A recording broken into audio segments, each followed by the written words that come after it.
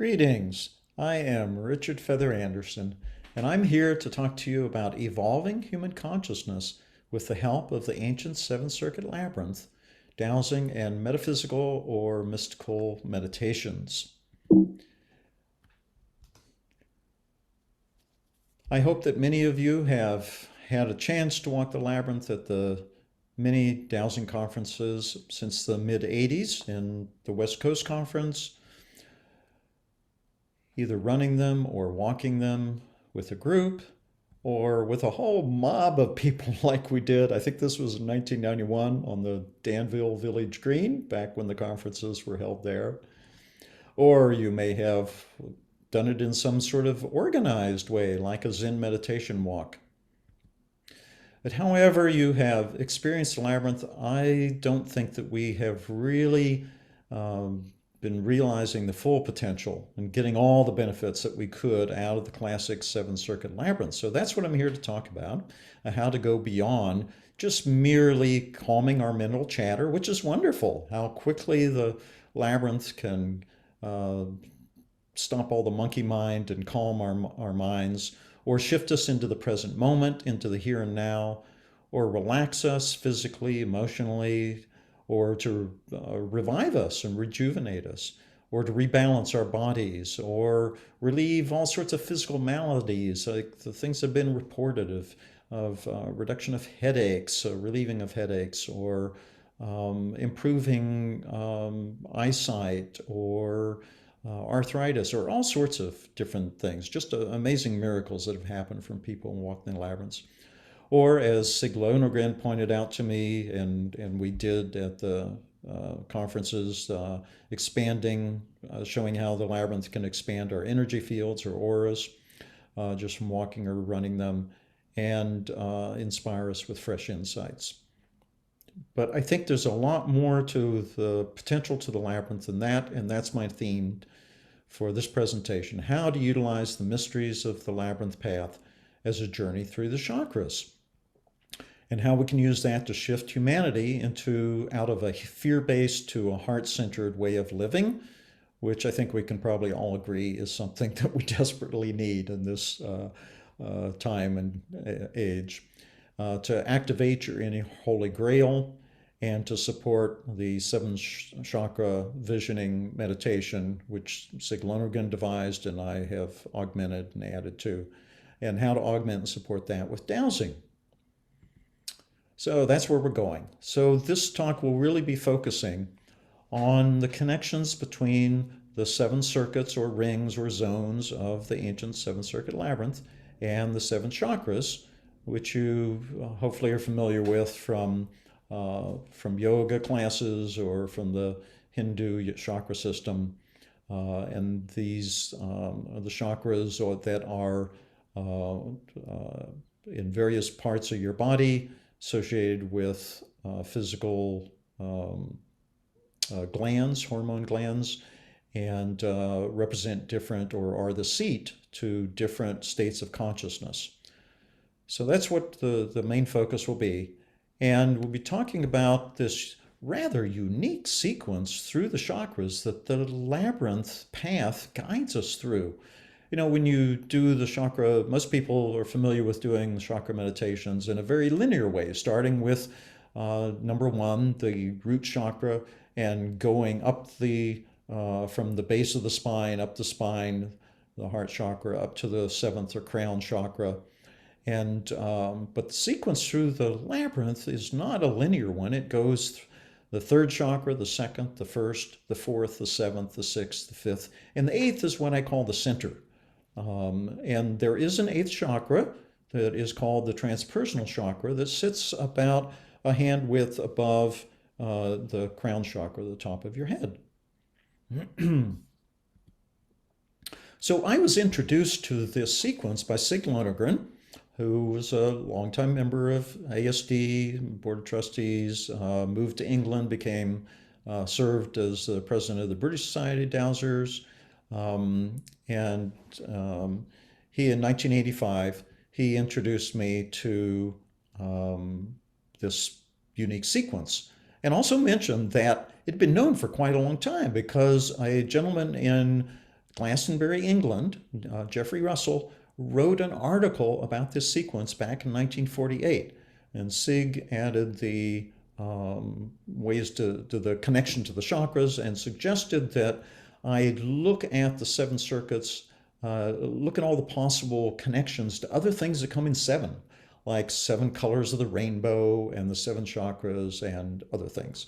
And an opportunity fell into my lap the next year.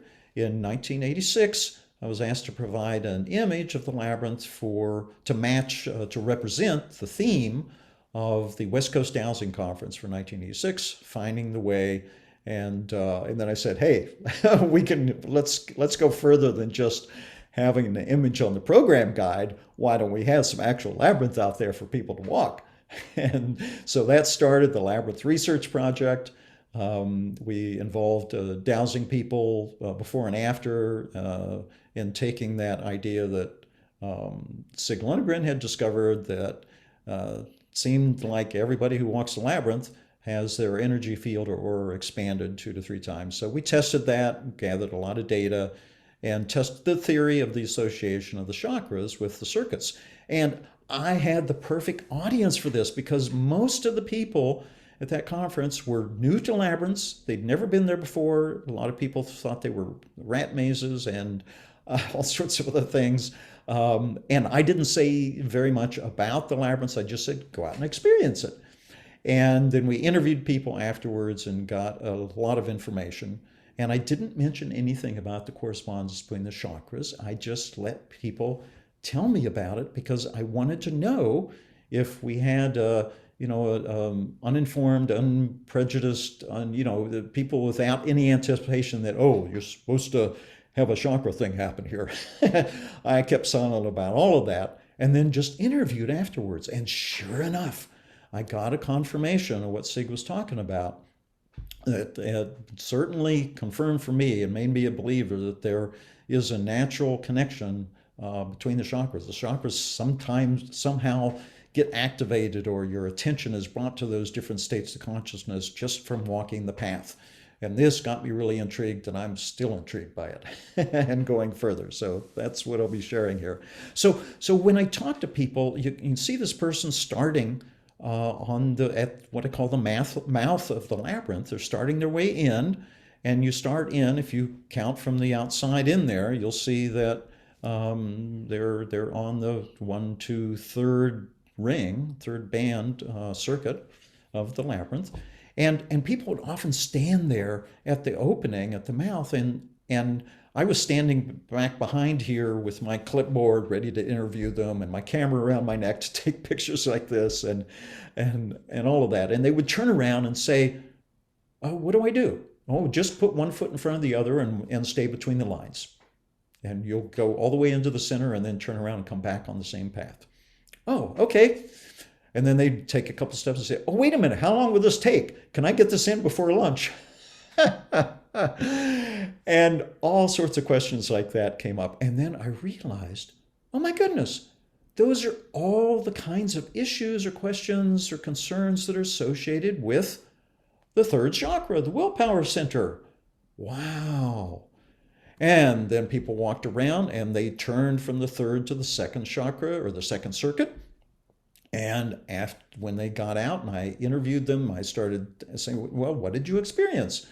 And they started talking about how, well, there was this place where, soon after I got into the labyrinth, all these concerns came up and, heavy stuff and sort of old emotions and, insecurities and feeling like I don't have enough of money or enough time or enough sex or enough food or enough, all the kind of lack of sort of things. Well, son of a gun, if those issues aren't all the things in the yoga chakra system that is associated with the second chakra, it's all security issues.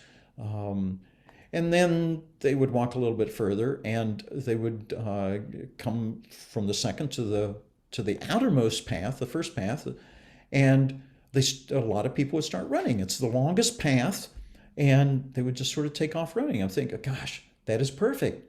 The first chakra is associated with grounding in our physical bodies. It's the root chakra. It's your grounding to not only your body, but to the earth, to the physical world. And running is one of the best ways of getting out of your mind into your body. And so, again, I was seeing a correspondence. And then the most amazing thing happened, that they would come around the bend from the first circuit and start moving inward towards the center and jump all the way up to the fourth circuit. And they would report to me that, after all that heaviness and all that feeling of lack and worries and stuff, it just all of a sudden evaporated. Or another person would say, dissolve or dissipate. And after listening to hundreds of people, they were using those three words and some other synonyms, which I found really uncanny. They were all having the same, it was a universal experience. And I asked them to point to the place where this was happening. And they pointed right here. And I walked it, and it was 7 steps between one spot and one spot at that turn of going from the first path to the fourth path, from, in the chakra system, the root to the heart.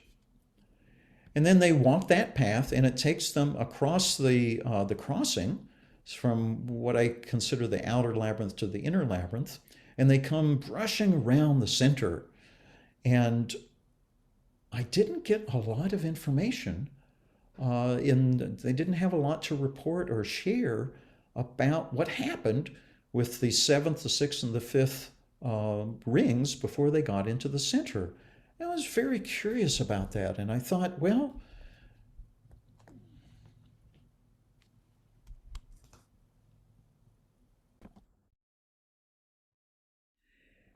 and I thought about that. What I made of that was, gee, that makes sense. They're now in the upper chakras. It's more subtle states of consciousness. Maybe a lot of people are not really having any awareness of what's going on there.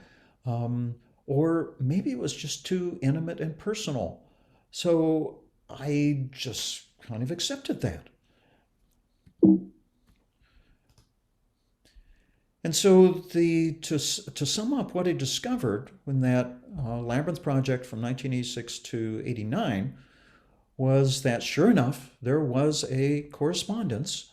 People were having experiences without knowing anything about the chakras, or that there was anything in the labyrinths corresponding to chakras, and they continued to have these experiences that matched that whole Hindu yoga chakra system. So the third, just to review this, you enter at the third chakra, and that is the state of consciousness called willpower, having a purpose, setting intentions, being willing to try out the labyrinth. Oh, gee, how do I do this? Can I do this? Can I get this in? All those things that people were saying there at the beginning. And then you move outward to the second chakra, down to a lower chakra. This is associated with security issues, with gut feelings, with emotions, feelings of lack, of doubt, all that sort of heavy dross sort of things that we all experience. And then you move outward again to the first chakra, the root chakra, the outermost circuit, grounding, body awareness, people often running and getting into their more of a body experience. And then you move inward towards the center, and you're into the fourth ring, or the heart chakra. And people were expressing how all these problems were just dissolving, dissipating. And it just jumped into my head one day, oh, they're loving the problems to death. And they're loving the problems away. Love heals all. All those sort of philosophical things came to mind here. And then you move inward some more and wrap right around the center on the seventh circuit, which is the crown chakra, where the state of consciousness that opens you to a connection with the beyond yourself, the spirit, with the divine, whatever word you use for that, beyond yourself. Consciousness and awareness, and then move downward from the crown to the third eye, which is associated with intuitive consciousness, flashes of inspiration, and then you move again downward to the throat, which is for expressing those flashes of inspirations, those intuitive hits, voicing them, writing them down, manifesting them in the real world, making them come to being. And then you move into the center, which is the eighth chakra, the transpersonal chakra, for sort of think of it as a portal to making that connection to the one and the all, or the beyond yourself.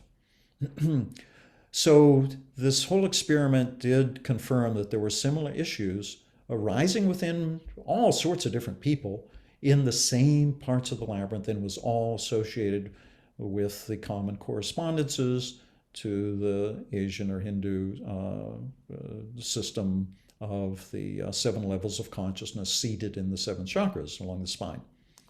So I want to explore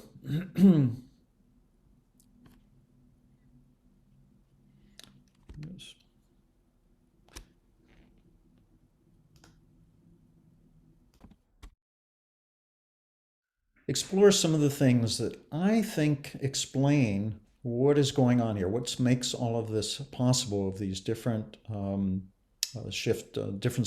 into these different states of consciousness, and how this can be utilized now to shift human consciousness into our next stage of evolution, so to speak.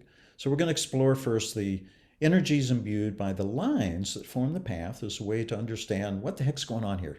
And look at the geometrical structure of the path sequence. And you know that I'm very interested in sacred geometry, so this is one of the lenses I look at the labyrinth through.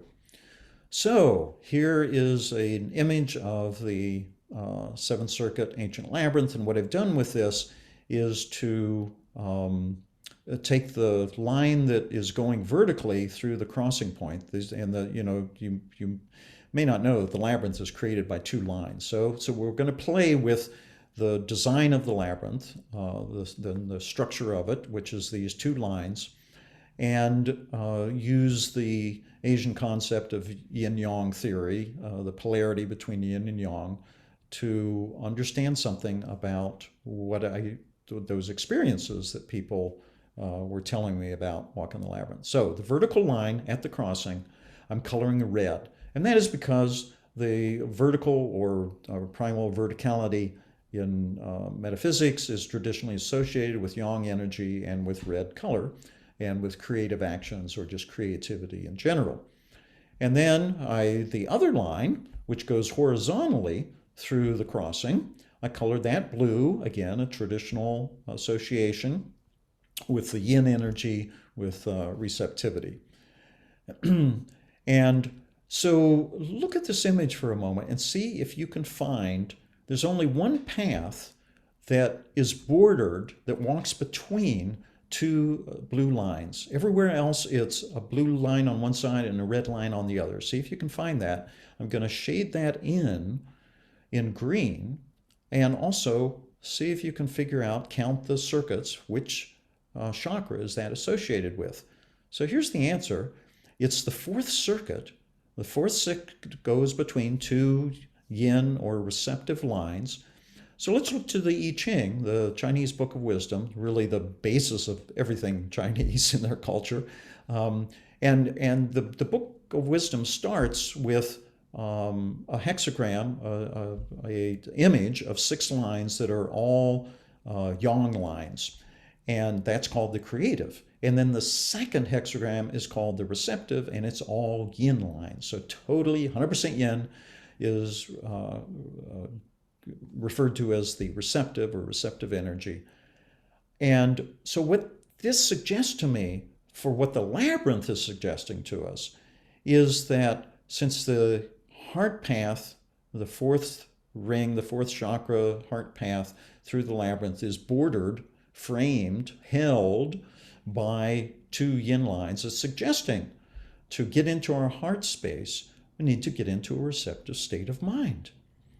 And when we're in a receptive state of mind, we we have more of a tendency to let go of expectations, of control, more open to possibilities. We're more in a state of being than in a state of doing. These are all things that you may know from any other meditations that get you into heart space, that is all part of that shift of consciousness. So now another little exercise here.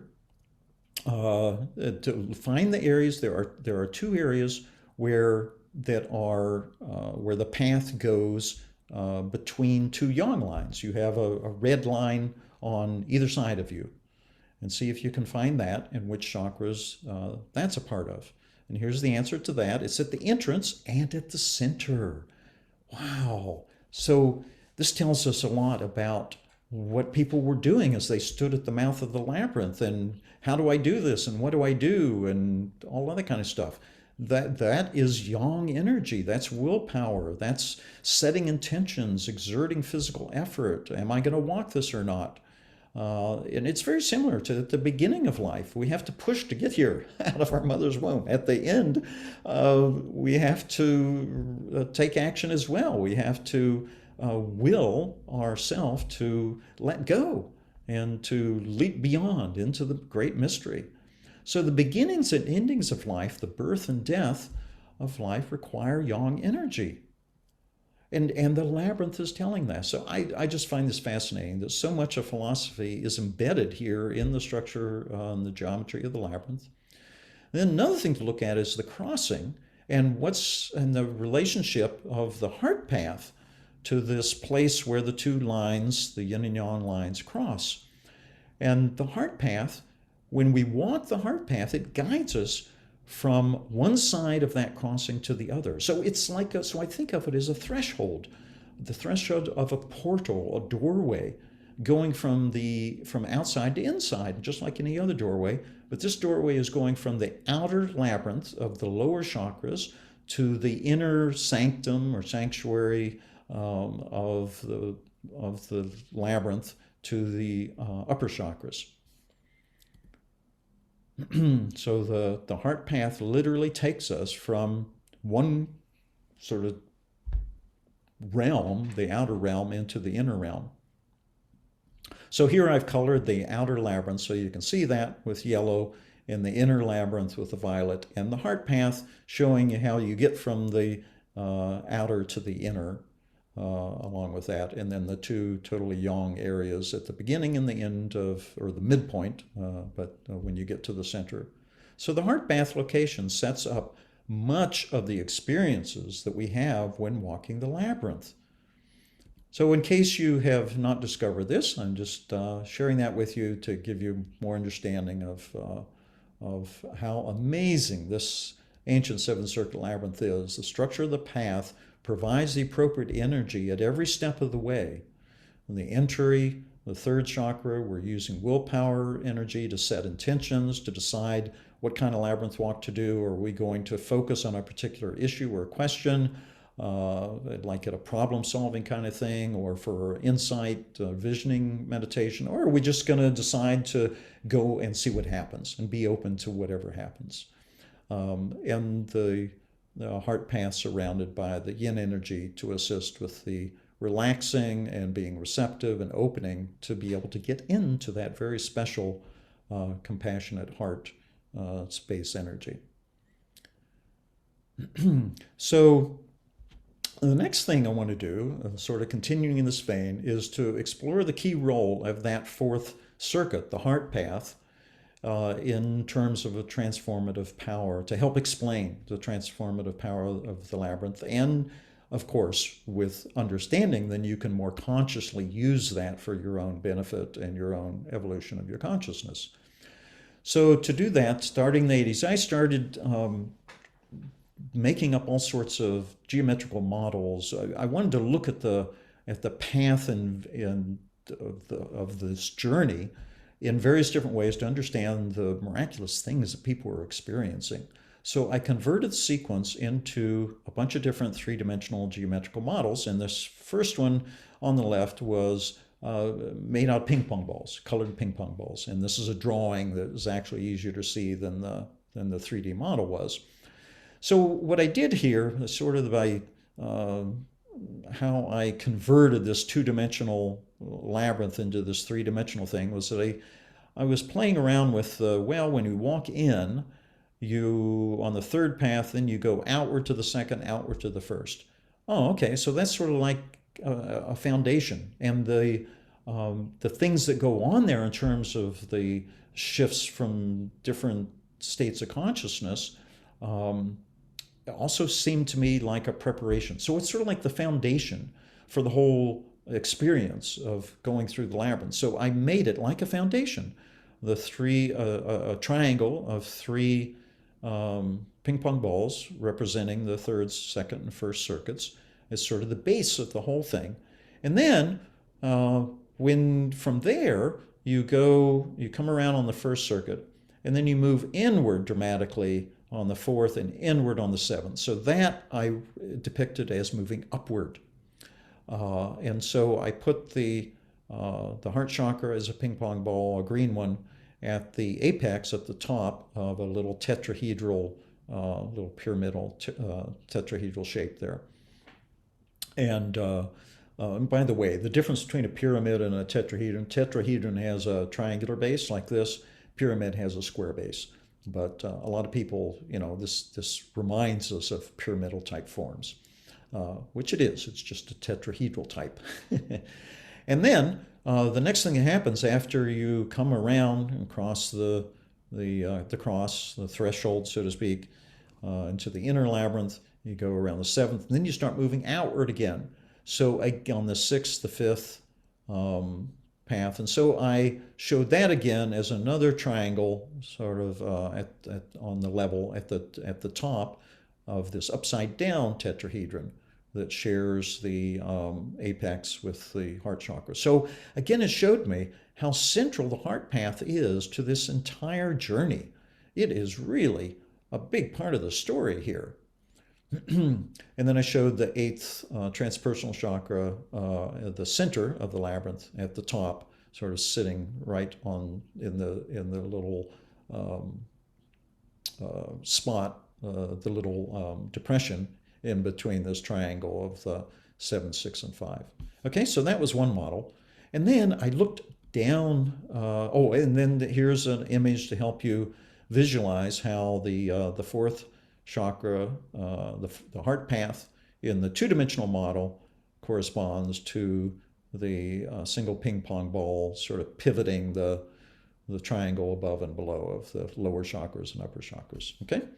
And then one day I looked down, or actually up, through this model and saw that triangle of the third, second, and first paths, and the heart chakra sort of in the center of all of this, and the upper chakras, another triangle above it, and lo and behold, recognized that there was a Star of David pattern represented in the path, in the sequence, in this very, very unique sequence of walking through the paths, the zones, the circuits, the chakras. And if you don't know this, the Star of David is a symbol for a mystical meditation called the marriage of heaven and earth. And I will talk about that a lot more later. But this is just a first glimpse of that little mystery of the marriage of heaven and earth. Okay, so let's go a little more into the mystical implications of this very unusual and unique sequence through the chakras, this non-linear 3, 2, 1, 4, 7, 6, 5, 8 sequence. So here it is written out again. So what happens when we journey through the chakras in this order? So that ping pong ball model showed me, and the Star of David showed me, that the core of this whole journey, the thing that makes this such a very special and amazing transformative journey, I think, is the center part of it, which is the circuits 1, 4, and 7, going from the outermost first root chakra ring to the heart path to the path of spirit around the center, the 1, 4, 7. Okay? So again, I started creating all kinds of models to help understand and explained to me the amazing experiences people were having in the labyrinths. And so I made a model of the pathway as a three-dimensional movement, which is called the spiraling vortex in physics and geometry. And so what I chose to do with this was that, well, the third circuit is where you start. So you're at the beginning of the journey and you're farthest from the center.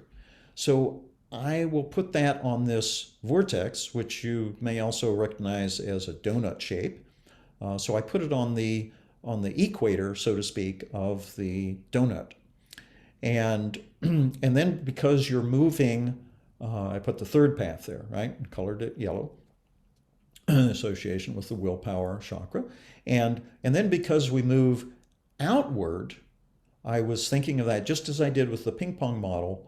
I thought of that as moving downward to the around the bottom of this spiraling spherical vortex. Okay, and this part in the center, by the way, if I do this with my hands, it's sort of this motion, right?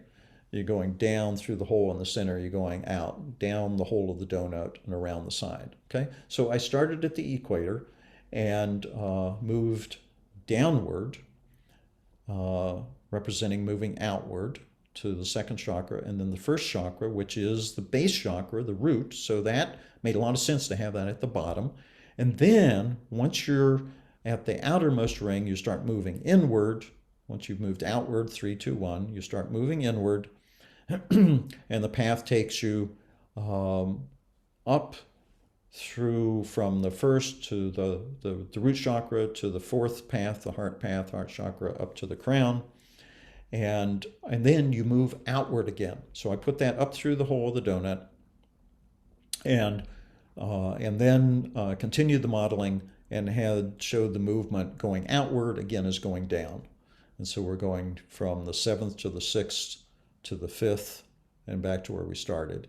Except that's not really what happens. What happens, and I haven't figured out a way to represent this, but you basically leave this three-dimensional model and you go into a fourth or fifth dimensional of going into the center, the transpersonal chakra, which is outside the physical body and above the crown chakra. But the most important part of this, the real insight, was seeing this relationship, this movement from root to heart to crown, which in the mystical traditions is referred to as the axis mundi, or building or creating the axis mundi, the axis of the world or worlds, okay, which can take you, it's a vertical axis that can take you from your small self to your big self, or what I think of as the big circle, or unity consciousness, or the one in the all, or whatever or the universe, whatever word works for you to talk about bigger than you can imagine. So this 147, this axis mundi in the mystical traditions is a metaphor and an actual meditation for aligning your small self to the great beyond, the great mystery, the great spirit, the divine, again, whatever word you use. But it's also a channel of energy, and that's how it's used in the meditations, that you're actually opening up, breathing, and moving energy from root to heart to crown and out and back down. And this is how in mysticism you make the direct connection, and in the Gnostic disciplines as well, traditions, making a direct connection with the beyond. So here is another image to help understand all of this, and this is from Lama Govinda and my own coloring of that, and it depicts a sphere of humanity with this person sitting in lotus, and then a sphere of earth below and a sphere of heaven above. And what you notice with the chakras here is that the crown chakra is at the center of the sphere of heaven. The heart chakra is the center of the sphere of humanity. Pay attention to that. It's telling us something. We are meant to be heart-centered beings. as humans, and the root chakra being the center of the sphere of Earth.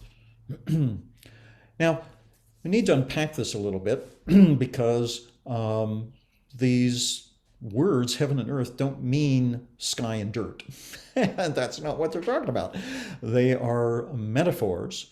So whenever you hear in mystical traditions them talking about creating the marriage of heaven and earth, or the merging or blending of heaven and earth, heaven represents the infinite realm of pure possibilities in the mind of the universe, the creator, the one and the all. The earth term represents the finite realm of the material manifestation, incarnation, the physical, this stuff. Whereas the heaven represents sort of, you think of it as the law of physics thought up by the creator before the creator created the creation. Something like that. We'll get you close to understanding that. All right? So the marriage is really referring to a merging, a paradoxical merging of polarities, of making the polarities one, that's why it's a paradox. The polarities are two different things, but instead of seeing them as two different things, see them as two sides of a single coin. So that is what the marriage is about, getting into that kind of state of consciousness where you can be in those two different states, in the physical world and in the ethereal world at the same time. And then that enables you to manifest those lofty ideals in a practical way in your daily life. So the marriage of heaven and earth is a way of mediating the visible and the invisible, the tangible and the intangible, the graspable and the ungraspable. Okay? So with that understanding, we can go a little deeper to other things in other Gnostic and mystical traditions. One of the phrases in these traditions that you may be most familiar with, Jesus of Nazareth, I prefer to call him by his Hebrew name, Yeshua ben Joseph, often use the phrase, bringing the kingdom of heaven to earth. And in that phrasing, kingdom often also doesn't mean what we assume it to mean. A kingdom was an Aramaic metaphor for a state of consciousness, not for a physical realm with a king ruler ruling, controlling things. It's a metaphor for a state of consciousness that is the state of the marriage of heaven and earth. So it also refers to living in a non-dualistic unity consciousness, refers to being in a state of love and compassion, which was Yeshua ben Joseph's main message, and also exists in a lot of other traditions. So this enables us to manifest universal principles in the material world. That is what that phrase, bring kingdom of heaven, other ways of thinking of that. So it turns out that in all of the mystical traditions, the message is, about this marrying of heaven and earth, blending these two states of consciousness at the same time, and all the traditions have this one thing in common, that they say that the only way to do that is through your heart. So let's look at the chakras again in a little more detail. And here we see the crown chakra at the center of the sphere of heaven, the root at the sphere of earth, the heart at the center of the sphere of humanity. And notice that the heart chakra of all the chakras is exactly at that point of tangency between the sphere of heaven and earth. It is halfway between the root and the crown, which, if you know anything about geometry, that's an octave. And the octave in sacred geometry refers to a big leap going into another realm, another world. So it's a leap of consciousness to have the distance from root to crown divided in half by the heart chakra, suggesting this idea that there's a leap of consciousness that happens coming from root to heart to crown, the 147 part of the labyrinth. So the heart chakra is physically and spiritually a mediator, a bridge, a way to cross over this threshold between the lower chakras and the upper chakras, between the sphere of humanity, sphere of earth, and the sphere of heaven. So to emphasize it again, it's the heart chakra is the only place in the chakra system, which also, remember, each chakra is a state of consciousness. So it's the only state of consciousness that touches both spheres of heaven and earth, or the infinite realm and the finite realm. So put all this together, the message of the Labyrinth Path is the compassionate heart is the only state of consciousness that can align and unify the infinite and the finite realms. So one more graph, one more geometrical way of understanding all of this. I was, this came about in 1989, and I had this idea of I wanted to try yet another three-dimensional way of representing this amazing sequence through that the Labyrinth Path takes us through the chakras. And I was thinking of cutting out a map, a drawing of the labyrinth, and doing the scissors, separating all the paths so that I could pull it apart like a slinky toy, right? But I was doing all this in my mind because I was at a restaurant and didn't have scissors, and so I was imagining this sort of in my mind, and I pulled the slinky toy, apart, and of course the different coils were different heights. And what I was doing was that I was, because of where the whole structure of the Labyrinth Path and how they're different distances and all of that. So for some reason, I took the outermost path, which is actually the longest, but made it the shortest line. And I'm not sure why I did that, but it turned out to be a very lucky accident or coincidence. So anyway, I made the longest line, the farthest from the center, the shortest, and the one closest to the center, the longest. And I made this little bar graph out of it. And I was kind of disappointed. It's like, oh gosh, I thought I was really onto something. And then the meal came and I ate, and somehow the napkin that I made this little drawing on got moved 90 degrees, and all of a sudden, there really is something there. Oh my gosh. And that day it was revealed to me that the sequence of the path takes us through the chakras in the ancient labyrinth actually is the Holy Grail. And there's the image. All I had to do was take the graph and center the lines instead of putting them on a baseline, turning in 90 degrees, and voila, we have the Holy Grail. So I was always curious about that because the kinds of things people were experiencing in the labyrinth were fitting some of the meaning, particularly of the more ancient versions of the Holy Grail and the Arthurian stories. So the ancient meanings are, I'm talking about the Holy Grail beyond the association with the Last Supper and the cup at the Last Supper. This is a symbol that's been around for a long, long time. In a lot of indigenous cultures, it represents the womb of Mother Earth, or the womb of creation within ourselves, and represents compassionate, non-judgmental, heart-centered consciousness.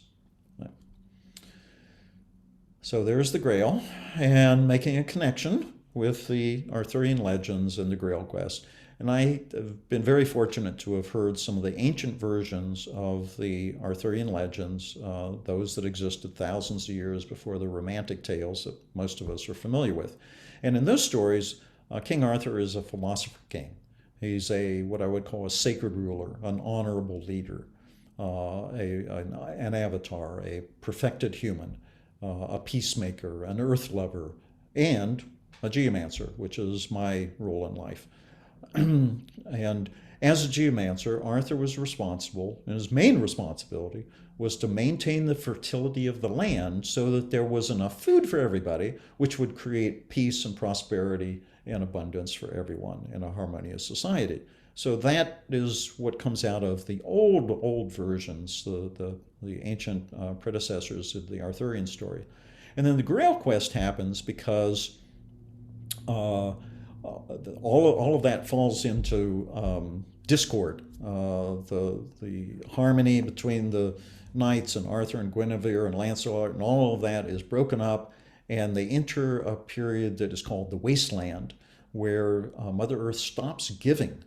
And the plants, the grapes dry up on the vine, and so they call for a Grail quest. And this is best understood, I think, when you understand it as they're questing, searching for make a reconnection with Mother Earth, which was the primary responsible of the Arthur archetype. And when the Grail Knights come back from the quest, having had their Grail vision, and they come back and tell Arthur what they learned, and they whisper in his ear and they said, "You have forgotten. The reason we have entered the wasteland, where everything is in discord and disharmony and lack of abundance, is because you have forgotten that your responsibility was to live as if you and the land are one being." And I find this quite uncanny, that this very much fits the time that we're living in now. And I'll let you make those connections of how that represents the way in which we are not one with Mother Earth, not taking care of the earth. So let me represent the ancient labyrinth to you as a temple for the evolution of human consciousness at a time when I think that's what is called for. I want to give you an invitation to use the seven chakra path. Either you can do this either when you are walking a labyrinth, or you can do it as a standalone sitting meditation of just imagining going. Instead of doing, if you are familiar with doing chakra clearing or chakra opening meditations, instead of doing it in the linear fashion, 1, 2, 3, 4, 5, 6, 7, do it in this sequence that the labyrinth is suggesting to us. And this, I believe, can activate our inner holy grails, awaken the Arthurian archetype inside of us, the sacred ruler, the peacemaker, the harmony creator, and facilitate the next step in the evolution of human consciousness, and teach us how to live in a heart-centered way. So here again, let's review this. This is what I'm suggesting, that you could, either walking the labyrinth, pay attention to each of the circuits in this way. And what I do when I'm facilitating labyrinth walks is that I have a bunch of little signs, little cards, 4 by 6 cards, that, or maybe they're 5 by 8. Anyway, readable cards that I put at all of the turning points into the labyrinths to remind people that, okay, you were about to enter the third chakra path, which is all about the consciousness of willpower, of setting intentions, purposes, and things like that. So pause at the moment before you walk into the mouth of the labyrinth and begin your journey, and think about what would you like to have, how would you like to focus this meditation walk, or this sitting meditation? Is there a particular issue in your life, a particular problem you want some new insights for? And the benefit is this: you get 7 answers to that question. You get 7 new perspectives, or you have the potential of getting 7. You don't always get all 7. So anyway, the first step is that, what am I willing to focus on? What do I need to focus on? What do I want to? What do I need help with? What do I want new insights with? And then pay attention to your emotions, your gut feelings, as you move into the second chakra state of consciousness. And then when you go to the root chakra next, then grounding, body awareness, do a little body survey, sort of check out where is there tension, where are things to be released in your body. Are there issues with your body that you're having issues with some parts of your your body structure or your organs or anything. And what can you do to, looking for answers or inspirations or insights for how to relieve any problems there. And then you move you move up to your heart chakra, and go into a state of extending love, compassion, which I think of as accepting myself and everything and everyone exactly as they are, without any need to push, pressure, change, require them to change or anything. Just accepting just as they are. And then you move upward to the crown chakra, and I usually imagine a doorway opening in the top of my head, or you can use the Hindu system image of the lotus flower, 10,000 petaled lotus flower in a bud opening up, opening to receive insights from above, to receive connection to the great beyond, the great mysteries. And then you move down to the third eye, and open up and listen for intuition, for flashes of inspiration, and then down to the fifth chakra. And that is a good time to remember. Just try to remember everything that has happened up to this point, because that's what the fifth chakra is all about, expressing expressing and sharing through our voice, through writing, whatever, journaling, whatever, the received insights. And it's also, that whole process is a step towards actually manifesting. Speaking in intention is very powerful, and the first step in actually making something come true, come real. And then you move into the center, which I think of as a leap to a higher level of consciousness. So this is the way you can use it as a meditation. And these are the keywords that I use on those cards that I put at the turning point of each of the labyrinths. And you can also use that as a simplified way of guiding your meditation. So you enter on the third chakra and focus on blank. If you're coming in using this as a problem-solving meditation, and this inspiration originally, this was worked out by Sig Lonergan, and I've modified and augmented and added things to it.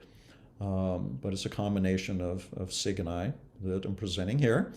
And so focus on the problem, the issue, the thing that you want help with.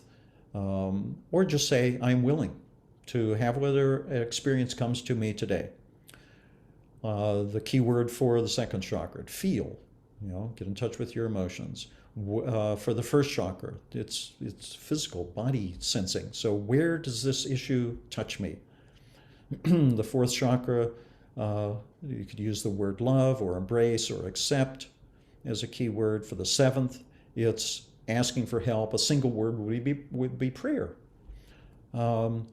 6 is receiving insight. Insight would be the single word. 5 is expressing the insights about whatever the issue or the problem is that you're meditating on, focusing on. And then into the center is stepping beyond. Now, one of the things I added to all of this from what Sig did, which was to think about this on the way out also. So I have a set of cards that I put at the turning points on the way out as well. And that is give thanks, gratitude for what you have received, what happens at the center. You move to the fifth throat chakra ring, and you verbalize in the insights. You move up to the third eye, sixth circuit, to visualize action or outcome. And this, by the way, you see at the top of the screen here, I think of this as the receptive, the receiving mode, and then the action mode. So we're on the way out from the center back out into the world. So this is all about, what am I going to take out of the labyrinth experience, what I learned, how am I going to apply that in my life? So that's sort of the context here. So now we're energizing, with the spirit as we walk around the center on the seventh path. We get into the heart, and it's still opening the heart, spreading love, connecting with others. We get out to the outer ring, the first chakra, and we ground the insights into our daily lives. And this, now we're really starting to take a preparation to bring the labyrinth experience out into the world, and to the second chakra, to fill the vision with passion. This is the emotional area. Now juice up that vision, that insight, so that it's really energized with, oh wow, I'm really excited about bringing this into being. And then literally, as you take a step out of the labyrinth into the world, it's representing taking a step out of the labyrinth into the world, out of your meditation, back into the world. Time to apply this and make it true in your world. Okay? So here's some suggestions I want to leave you with for how to support and augment this whole chakra journey, whether it's walking through a labyrinth or doing it as a sitting meditation, and how you can use your information dowsing with your pendulum or whatever you use to help with this whole thing. So you could ask, before you start the meditation or the walk, which of my chakras are blocked or not at optimum state or not open or activated. Okay, and then that will give you an idea of, oh, okay, well, if the sixth chakra is not working right now, okay, I'll spend a little more time in that pathway. You could also douse the degree of openness or activation. You could do on a scale, of 1 to 5 or 1 to 10 or whatever you use, before and after. And that will show you also the benefits that you got and what shifted in your consciousness from the meditation.